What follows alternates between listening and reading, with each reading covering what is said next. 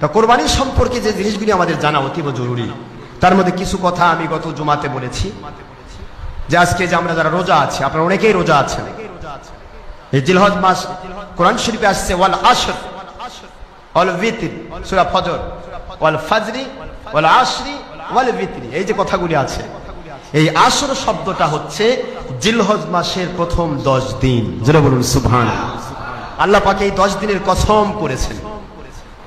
এই 10 দিনের ব্যাপারটা সেই মুসলিম এবং বুখারী শরীফে হাদিস দিয়ে, তিরমিজি, ইবনে মাজাহ, আবু দাউদ, বদরুল মজুদ, মিশকাত, মিরকাত, আশরাতুল মাস, সুনান তারমিজি, দারিকুতনি, কিতাব আল-আছহার, সকল হাদিস শরীফ দিয়ে প্রমাণিত হয়েছে রাত হিসেবে রমজানুল মুবারকের শেষের 10 দিন বেজুর রাত, এই রাতগুলি উত্তম।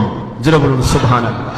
আর দিন হিসেবে জিলহজ মাসের প্রথম 10 দিনের এই দিনগুলি উত্তম। এই উত্তম দিনগুলি কি?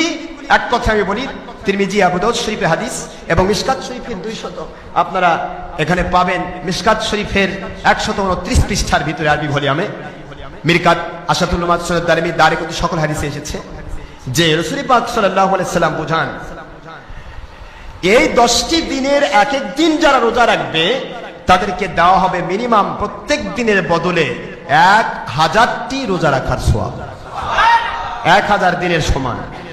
আর প্রতি রাত যারা ইবাদত করবে, কিয়ামু কামা লাইলাতুল কদর, এই দিনগুলির, এই রাতগুলির প্রত্যেকটা রাত লাইলাতুল কদরের মতো। সুবহানাল্লাহ। আর আরাফার দিন, যেটা আমাদের এখানে কোরবানির দিনের আগের দিন, এই আরাফার দিনের একটি দিনের রোজা, এটা হচ্ছে ইসপাহানি, বাইহাকি শরীফ এবং লাওয়াকিহুল আনওয়ার 92 পৃষ্ঠা সহ অসংখ্য হাদিস শরীফ এসেছে যে এই আরাফার দিনের একটি দিনের রোজা 10,000 রোজার চাইতেও উত্তম।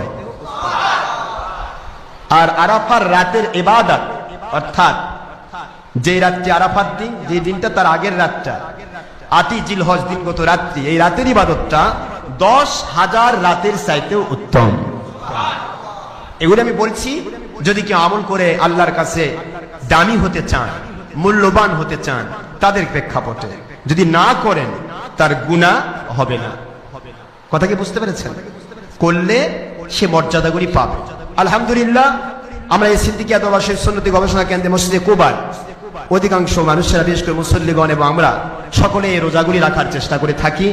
বিশেষ করে হুজুর পাক সাল্লাল্লাহু আলাইহি ওয়াসাল্লাম যেগুলি খাস সুন্নত হিসেবে জারি করেছেন, প্রতি সপ্তাহে সোমবার, বৃহস্পতিবার, প্রতি মাসের 13, 14, 15 আয়ামে বেজ, যেটা আদম আলাইহিস সালাম থেকে শুরু হয়েছে, এবং জিলহজ মাসের এই 10টি রোজা, 10টি তো 9টি রোজা, আর ঈদের দিনে কোরবানি পর্যন্ত, কোরবানি পর্যন্ত, এটাকে রোজা বলা হয় না, এটাকে বলা হয় কোরবানি। কোরবানি যে ওই দিন যে কোরবানিকে আপনি খাওয়ান নাই, যে কোরবানিটা আপনি আল্লাহর জন্য করছেন, ও কোরবানিকে কি সেদিন খাওয়ানো হয়? খাওয়ানো হয় না। এই যে কোরবানি খাইলো না, আমি ওদিন খাবো না। রাসূল পাক সাল্লাল্লাহু আলাইহি ওয়াসাল্লাম এই জন্য উত্তম আমল করেছেন, ঈদুল ফিতরের দিন কিছু খেয়ে 3টি, 5টি, 7টি খেজুর অথবা যে কোনো মিষ্টান্ন মুখ করে ঈদের মাঠে যাওয়া, ঈদের নামাজ আদায়ের জন্য যাওয়া আমার নবীজির সুন্নত, 100 শহীদের মর্যাদা। আর ঈদুল আযহা, এদিন কোনো কিছু না খেয়ে, কোনো কিছু না খেয়ে ঈদের নামাজের জন্য যাওয়া, এবং ঈদের নামাজ থেকে এসে শুরু করেছেন হুজুর, সেটা হুজুরের খাস সুন্নত হচ্ছে কোরবানির গোশত দিয়ে শুরু করা। সুবহানাল্লাহ, এটা খাস সুন্নত, 100 শহীদের মর্যাদা।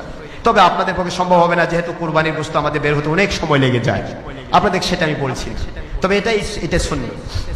কিন্তু আগের যে 9টি রোজা, এই 9টি রোজা কিন্তু অনেক গুরুত্বপূর্ণ, আমরা এগুলি রেখে থাকি। আল্লাহ পাক আমাদের সবাইকে তৌফিক দান করুন, আমিন।